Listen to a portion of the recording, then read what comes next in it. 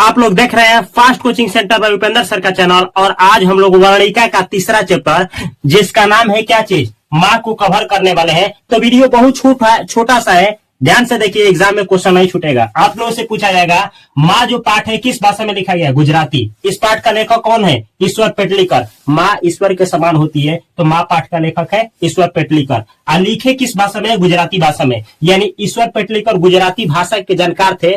तो आपसे कहा जाएगा माँ पाठ क्या है? तो कहानी है। एक क्वेश्चन और, ईश्वर पेटलीकर गुजराती भाषा के लोकप्रिय क्या है? कथाकार। गुजराती भाषा में पाठ लिखे हैं और लोकप्रिय भी रहे हैं किस भाषा के? गुजराती भाषा के। आपसे पूछा जाएगा ईश्वर पेटलीकर जो है इनका प्रसिद्ध कहानी कौन सा है? तो खून की सगाई। आपसे पूछा जाएगा ईश्वर पेटलीकर का प्रसिद्ध उपन्यास कौन सा है? काला पानी। आपसे पूछा जाएगा यह जो गुजराती भाषा में माँ पाठ लिखा गया है इसका हिंदी अनुवादक और संपादक कौन है? तो गोपाल दास नागर। आपसे अब ना चैप्टर के अंदर से पूछा जाएगा, इस पाठ के अंदर से पूछा जाएगा, माँ कहानी के अंदर से पूछा जाएगा। तो ध्यान से सुनिएगा, ये है माँ है एक माँ और इस माँ के 4 संतानें हैं। कितने? 4। ये है मंगू, ये है मंगू है, मंगू सबसे छोटी लड़की।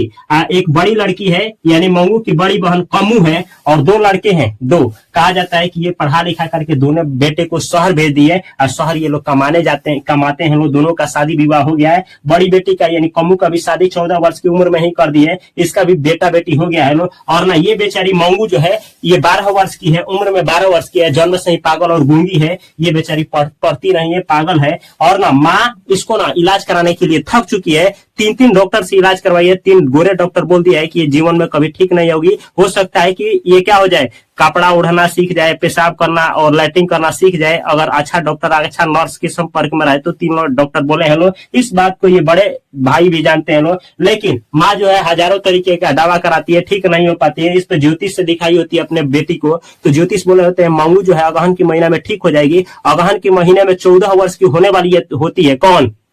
ये मंगू। लेकिन मंगू ठीक नहीं होती है अगहन के महीना में। उससे पहले, अगहन के महीना से पहले एक बार हौज में पेशाब अच्छा से कर देती है। माँ गांव में हाला डुगडुगी पिटवा देती है कि मंगू क्या हो गई, ठीक हो गई। लेकिन ठीक नहीं हो पाती है। और उससे होता क्या है कि ये जो मंगू है ना, मंगू ये बेचारी पागल की ही पागल होती है। और माँ सोचती है कि अगर ना अगहन के महीना में ठीक हो जाएगी तो 14 वर्ष की हो जाएगी। जैसे बड़ी बेटी का शादी 14 वर्ष की उम्र में किए थे, ऐसे ही 14 वर्ष की उम्र में इसका भी शादी कर देंगे। लेकिन ठीक नहीं होती है। सोचती भी अगर ठीक हो जाती है तो अच्छा सा दूल्हा ढूंढ करके ठीक इसका शादी कर देंगे। प्लस में ये भी सोचती है कि ये जो हमारी बेटी है, कौन? ये जो मंगू है ना, शादी हो जाएगा, दूल्हा इसका खोजा जाएगा।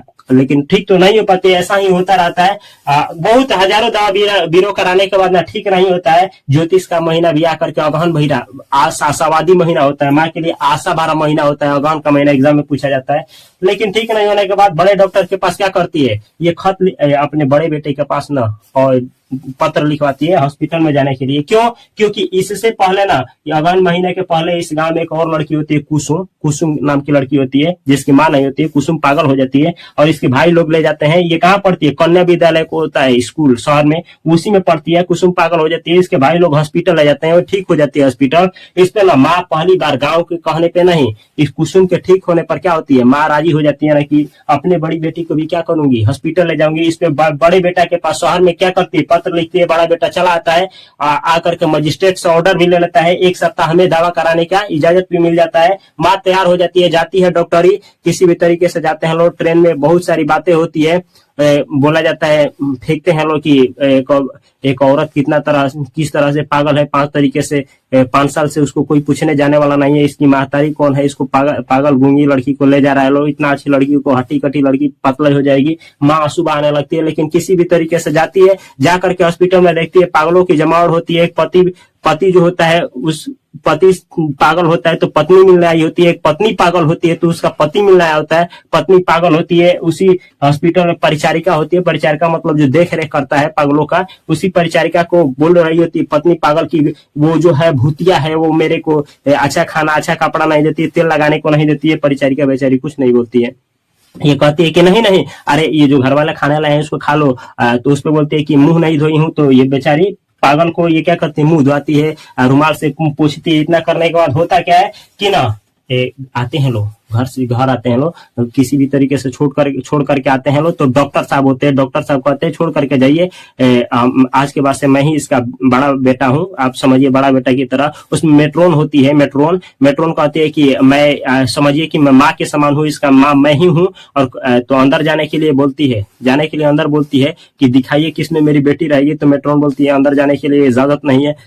उस तरीके से छोड़ करके, किसी भी तरीके से बेटे को छोड़ करके हॉस्पिटल से आती है, अपने बेटी को छोड़ करके हॉस्पिटल से ट्रेन से आती है। ट्रेन के जो ही बोगी में पैर रखती है, याद आता है कि वो मैंने तो ये कहना भूल गया कि मेरी बेटी जो है ना चारपाई पे सोती है, नीचे नहीं सोती है, अंधकार में सोती है, प्रकाश में नहीं सोती है। किसी भी तरीके से घर आती है, घर आकर के बहुत सोती है, चारपाई पे अपना सिर पटक देती है। बेटा को एहसास हो जाता है, बेटा अंदर से कसम खाता है कि देखने नहीं दूंगा, माँ अगर नहीं रही तो सारा जिम्मेदारी किसका उठाऊंगा, अपने बहन का मैं ही लूंगा। और क्या हो जाती है, सुबह होता है और सुबह में माँ बोलने लगती है कि दौड़ो रे दौड़ो, मेरी मंगू को मार डाला रे। और क्या होता है, मंगू के श्रेणी में चली जाती है। कौन? माँ, यानी माँ भी पागल हो जाती है। तो अब आप लोगों से क्वेश्चन पूछा जाएगा, ध्यान से देख लीजिए, पूछा जाएगा, ये अंदर से पूछा जाएगा, मैं माँ होकर सेवा नहीं कर सकती, अस्पताल को क्यों पड़ी है? मतलब माँ ना अस्पताल में नहीं भेजती है, ये बात बोली होती है। कौन? माँ। माँ क्यों नहीं भेजती है? क्योंकि अस्पताल को गौशाला मानती है, गाय के समान, गौशाला जिसमें रखा जाता है उसके समान मानती है, इसीलिए। अब पराई माँ कांचेती है, यह ना इसकी बड़ी बेटी बोली होती है, कमू बोली होती है। किससे? माँ से।